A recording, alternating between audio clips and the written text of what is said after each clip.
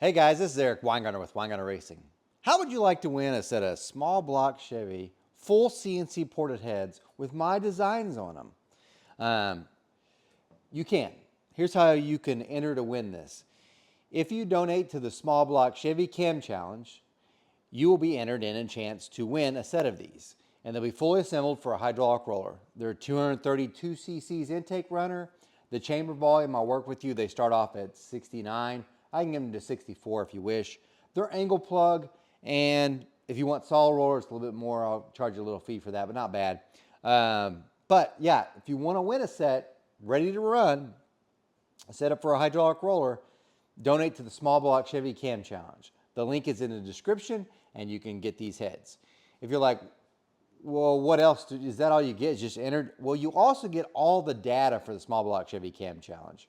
So you'll get all the cam cards when they're here, and as the dyno is going on, you'll get the dyno sheets will be dropped into the link you get to, so you get to see that as well.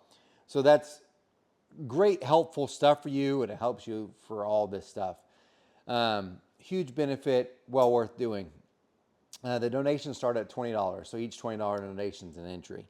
That's what's going on with that. Also, if you're like, I really would like to enter this Small Block Chevy Cam Challenge, how do I do that? Right now, there's 15 entries that are already accepted. But if you are not one of those people, you could still compete in the Cam Challenge. What you have to do is get your camshaft to me by August 1st, and you have to spend the $600 entry fee. So you get those two things to me. So the 5 cam spots that are available, it's a total of 20 that we're doing. So 5 spots are left. If you can get me your cam and the entry fee in by August 1st, the first 5 that are here by that time, you're entered.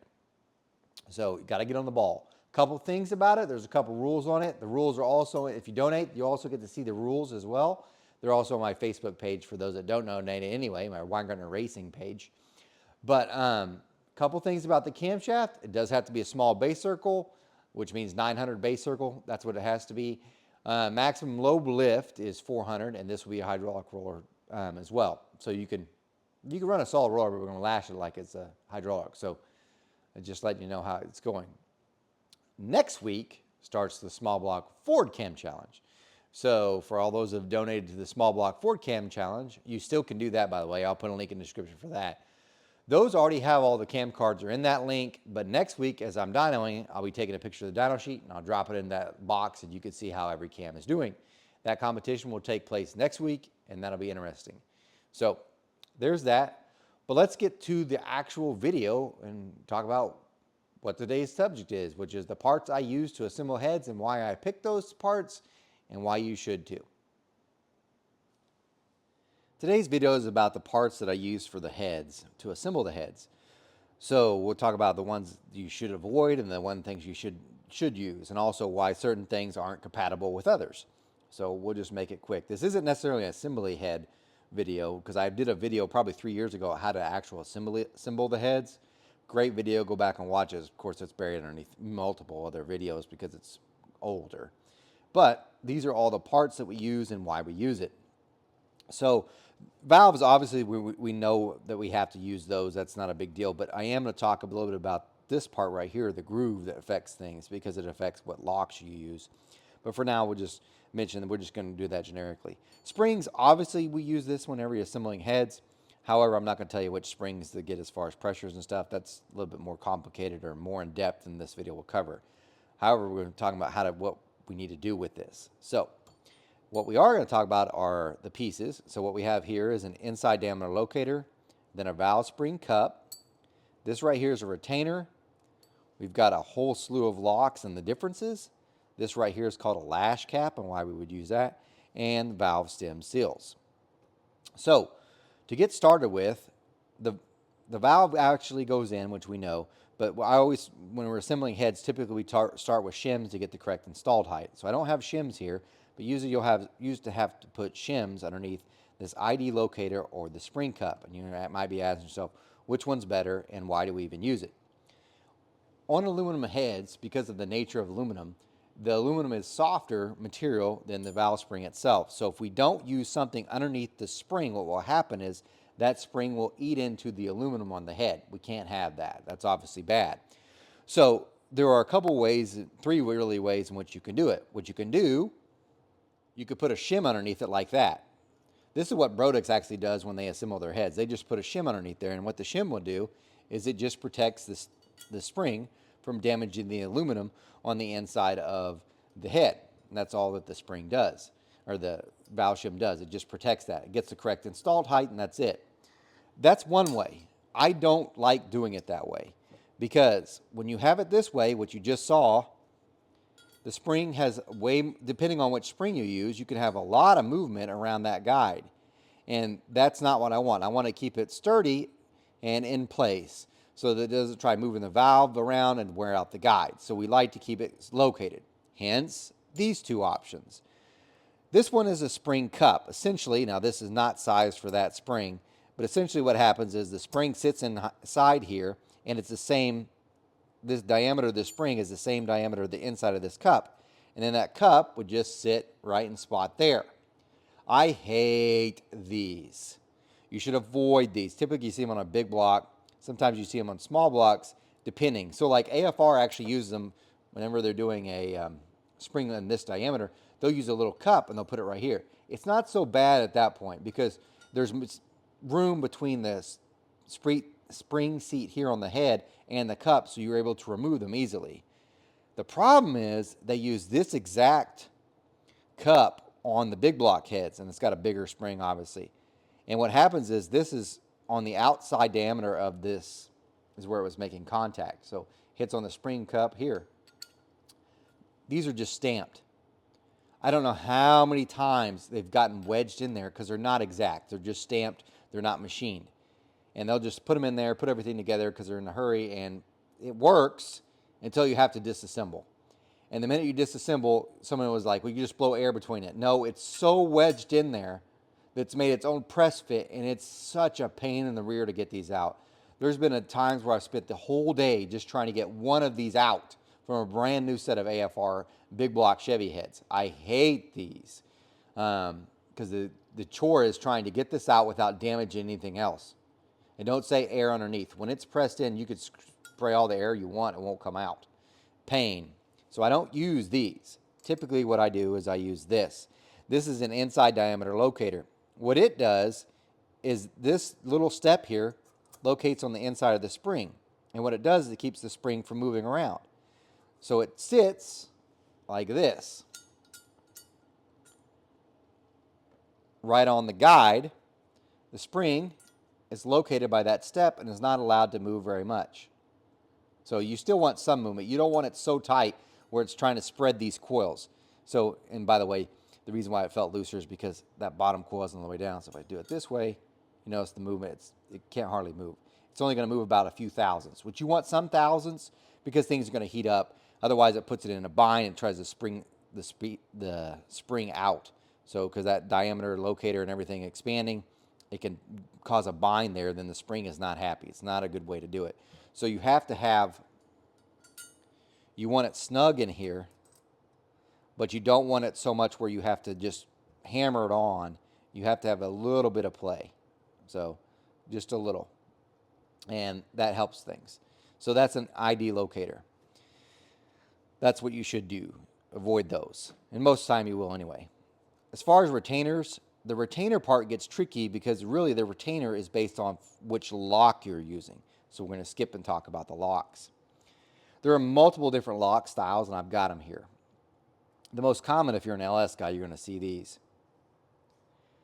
These right here are your little 7-degree, 8mm valve locks.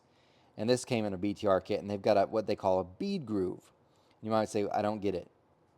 This back to the valves now. Valves typically come in two ways. You have a bead groove. See, you can see the little curve there on the groove, or a square groove, which is what this one is. See the square? Bead, little U. The bead actually makes the valve stronger because the square cut here gives it a spot for a failure for a crack or break. The radius is much better as far as strength-wise. Typically on an 11/32 valve, you're going to have a square. Anything below that, as far as the diameter of the valve, they all go bead.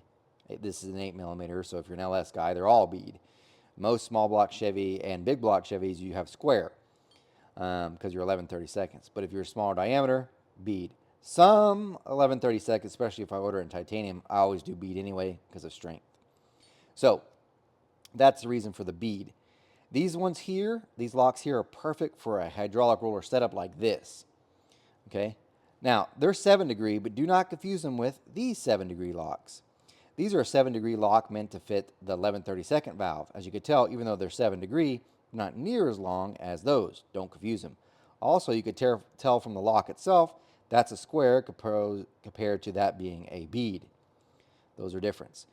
Typically, on a hydraulic roller pressures, we can get away with 7-degree. There's no problem at all with that. Once you step up to a solid roller setup, you shouldn't use any of that stuff. This should not be used. You shouldn't be using 7-degree stuff. It's out. Then you step up to a 10-degree lock. These are 10-degree locks. If you notice just how much wider that is, the area, because it's spreading the load out from the spring pressure on a wider area.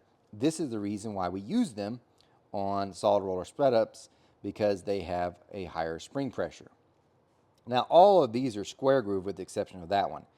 I only brought this out to show you they still make bead grooves for a 10-degree lock, just like this. Okay, so they still make them. So if you're wanting to run a solid roller, obviously on an 8mm, there's a lock for it. Just don't use those style, which typically they don't, because that lock fits this retainer. You have to make sure your retainer fits your locks. So you have to do some planning in beforehand. If you're running solid roller, you're going to think 10-degree. Then you need to find a 10-degree retainer. If you're thinking hydraulic roller, first you pick out the spring you want, pick out the retainer that fits it, see what degree it is, get the lock that matches. It's a little bit of a complication, but got to plan first. I brought these out to show you 3 differences here. And this is going to be hard to see because obviously that one's black. This is a 10-degree, but this is where things get a little tricky with your locks in general. This lock right here is a standard height. If you notice, it's square groove, it's through the center. When you're doing installed height, you should always start with a standard. That's what these ones are. That one's a plus or a minus. But that's a standard groove that we start with. It's in the center. Occasionally, from time to time, maybe you've got the wrong length valve and you need to do some adjusting on the valve spring height. Go back to watch my video on how to install valve springs on the heads and cymbal heads. You'll have to do some adjustments, and sometimes you got to use shims. Oftentimes you have to use shims, but sometimes it's more shims you would have to add than you can physically fit. And what I mean by that is these shims go like this. Your ID locator goes on top of them like that. So you put the shims underneath it. If you keep adding more and more shims eventually, because remember this is sitting on that step, you'll get so far up, you're out of that step, and it's here part.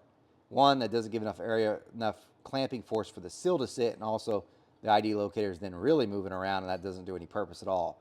So when this happens, and you don't want to buy new valves, you can do different things. This is a standard one. This one, which hopefully I can capture it right, yeah. You can see the groove is at the top versus the center. This one actually decreases your installed height by 50 thousandths. So you'd have to use less shims to get your installed height. See the difference?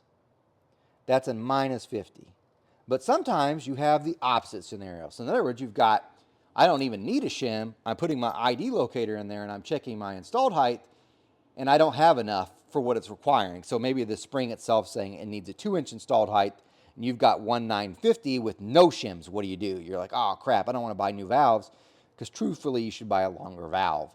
But let's say you just don't want to. That's why they make these locks. If you notice the difference again, now we have all 3 here in the row. Standard through the center. The plus 50 or minus 50 has the groove all the way at the top. This one's the opposite. See, the groove's almost all the way at the bottom. This one will increase your installed height by 50 thousandths. They're usually gold color, by the way, just to let you know. It's weird that these are 2 of the same. They shouldn't probably color that one silver. Whatever. These are all from comp cams. But this one gives you plus 50.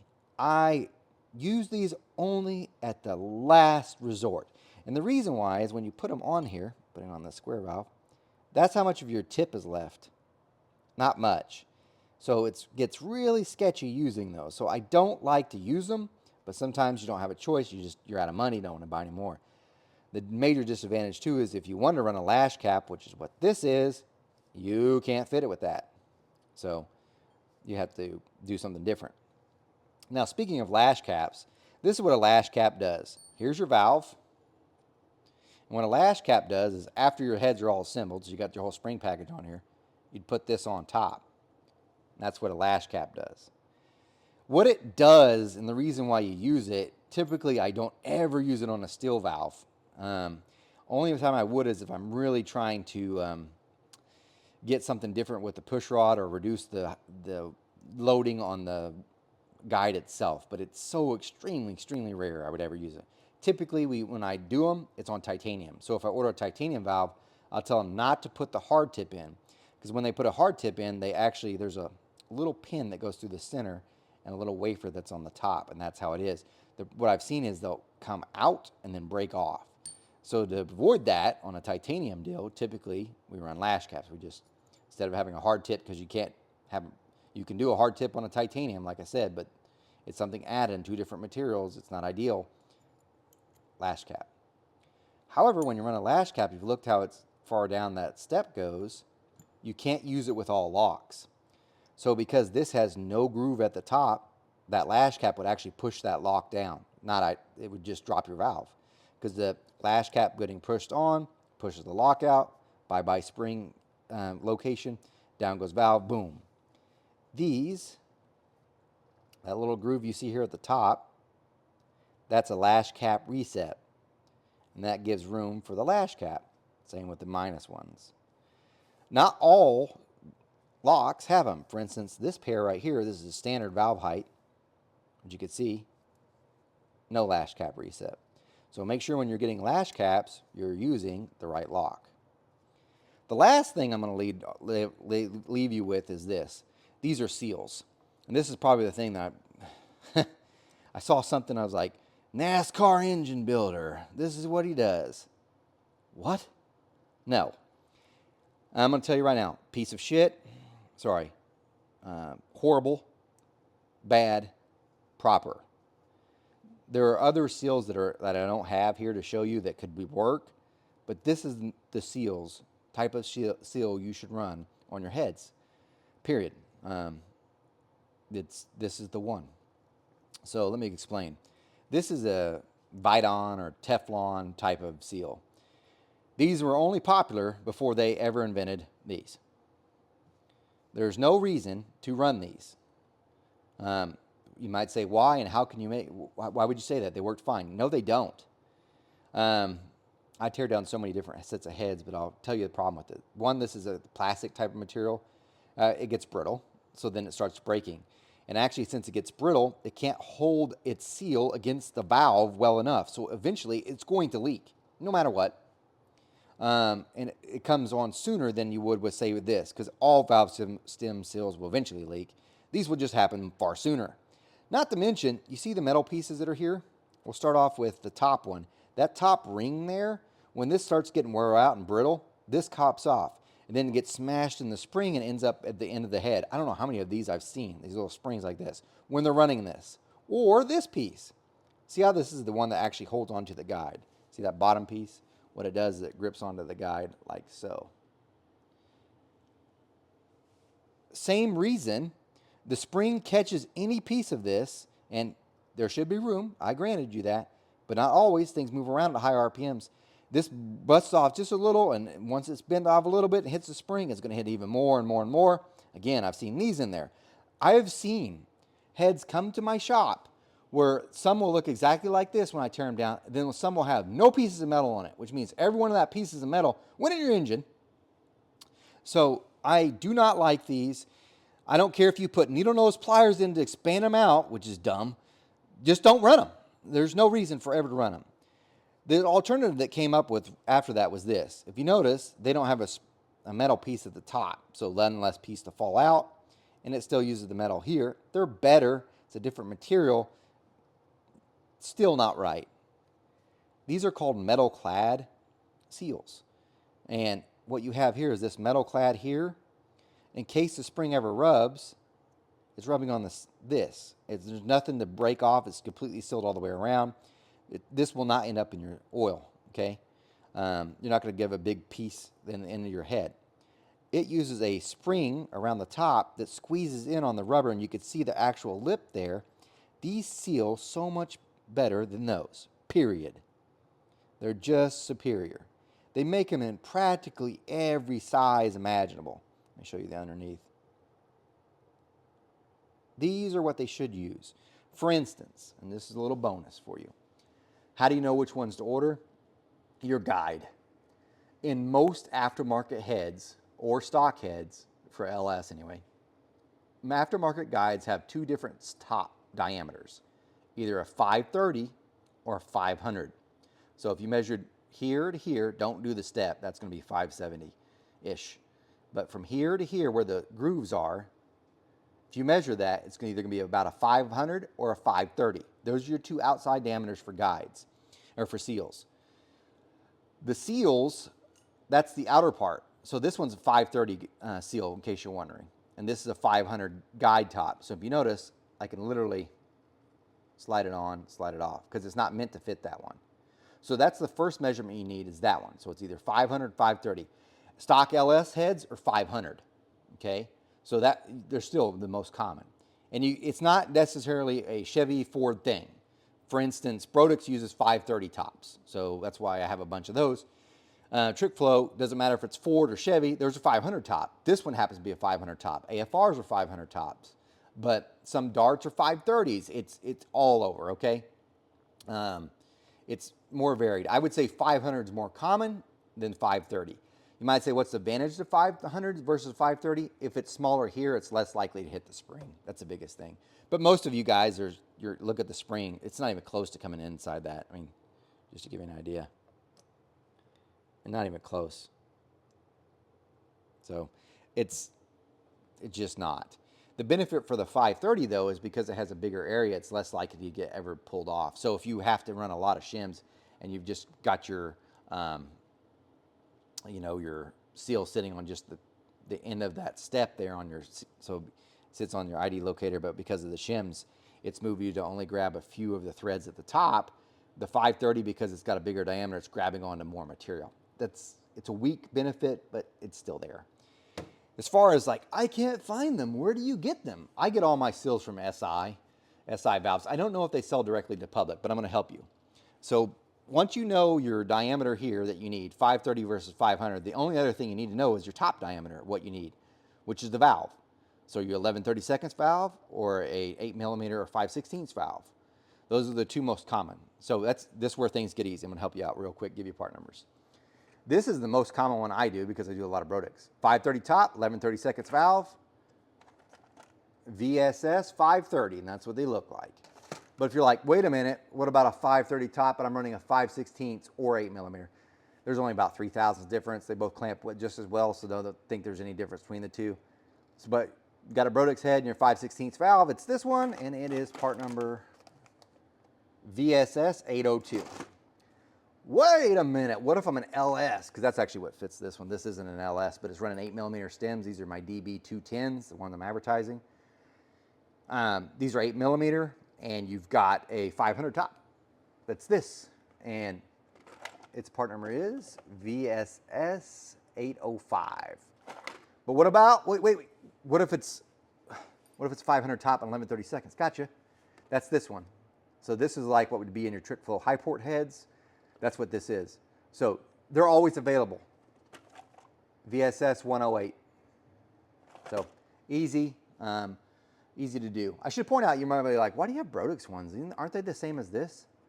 Brodix, for whatever reason, and I'm not joking. I think I got them right here. I'm pulling it out to show you. Theirs look identical to this one. They look identical. And even though our 530, they're supposed to fit a 530, these are the snuggest. They're tighter than the ones I use from SI. SIs, you still got to push on and you got to use pliers to pull them off. These are so hard to put on, you have to almost hammer them on. Not ideal. So I only use them whenever I have to use a ton of shims because they'll grab further out. Both of them still just as well. Then there's oddball ones, like let's say you've got a 480 top. This is really from a triple spring on a big block. I don't ever rent triple springs. You can run this one. This is it. That's what they look like. I can't remember the part number. I just one customer. And And obviously that's a 533/8 for the big block guys that are stock valves. Yuck. Anyway, so point being is throw those away. You don't use them in any of the high performance stuff. They're junk. Questions. I have questions about building skills when I see this. Unless it was the head came in from 1993, I was like, oh, okay. If it came down from 2025, what? No, these. Most of your aftermarket heads will have that. If you get a BTR kit, they will have these style with a 500 top. Okay, those are black. It used to be SI made different colors for the runs that they had. So like sometimes if you bought them in fall, they'd be like yellow, and you bought them in the spring, they'd be orange. Then they'd be blue, and then they'd be red, but it doesn't make a difference. Blue, whatever color, red. Because BTR had different colors too, but it's not a big deal. Anyway, that pretty much wraps up all this stuff. Just know that. As a tip, this is the installer I use to put on the seals. And you can tell it's been mushroomed out because I had to hammer on some of them. But what I'll do is I'll pull off this spring first and then push it on by hand. With these, you can push on by hand, the SI ones. But let's say you don't want to buy this tool. This is your little tip for you. Get a long socket. Make sure it fits over the outside of that step here, but it's not larger than the diameter of your seal. And you can push on that way. It saves you money. Forever I used to do that. Then I finally splurged and bought one of these for 40 bucks. I do so many now it has to. Hopefully this helps out some of you, but I got to point out one more thing because I just saw this. These are all comp locks. I kind of stopped using them because I use so many pack retainers. You would think that a 10-degree lock from manufacturer to manufacturer is the same. They're not. So the 10-degree part is, which is this taper you see here. What's different is the measurement from here to here. Some, like comps, are narrower. So what happens is it sits lower in your retainer, which means your installed height goes up. It also means it's less contact in the retainer. A little scary. I've since switched, and almost everything on the 10-degree side is pack. Packs are actually a little bit wider than this, and they fit like they should better. So that's why I've kind of stopped using comp. I still sometimes, if I'm doing a hydraulic roller and I happen to have the retainer set up for a 10-degree, I'll use a comp because it's way more than needed for that spring pressure. But on solid roller, I'm typically pack. Here's the disadvantage. Comp locks, they're about 45 to 55 bucks depending on where you get them from for package. Pack, $95. $95. So you're like, why your heads cost so much more? So-and-so is so much cheaper. They're probably using cheap locks, even cheaper than the comp that are really questionable because at least comps are made in America. I don't know where the others are. And then they use cheap seals and cheap garbage. And they don't even use this because typically an ID locator, about 55 pack, by the way, are around $95 for a set. So they're a little expensive. So obviously you could save a lot of money if you just put a shim in, because a package of shims are like 35, and you'd have some to do other heads. So when you see heads that are cheaper, a lot of times they've done cheaper stuff. You might say, why does Brodix just put that in too? Brodix, at least they have a small defense on this. They will put in a shim instead of an ID locator because this machine pocket that they have here for the spring is almost the same diameter of the spring that they run.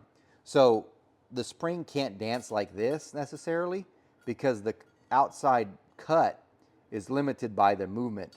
It limits the movement of the spring. I don't like it because you guessed it, it still has a chance of aluminum rubbing on steel. Not ideal, but in their defense, it does work well. So there's nothing wrong necessarily with doing it that way, and that's why they don't use an ID locator.